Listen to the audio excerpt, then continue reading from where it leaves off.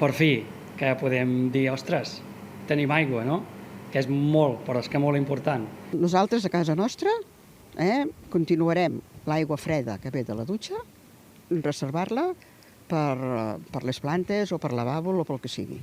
I és que a l'Espluga, després de 3 anys de restriccions, la població està més que conscienciada del valor de l'aigua. Dilluns, finalment, s'acabaran les restriccions. Després de 8 mesos d'obres, la canonada entre Montblanc i l'Espluga ja està enllestida i l'aigua de l'Ebre arriba per fi a aquest municipi de 4.000 habitants. L'aigua que arriba a l'Espluga fixa la gent al territori, sobretot en zones rurals on el despoblament és un repte important, i l'aigua és determinant per a que la gent pugui generar aquí les seues expectatives. Fa 20 anys la concessió era de 150 metres cúbics per dia i ara han demanat una ampliació de 400 metres cúbics per dia.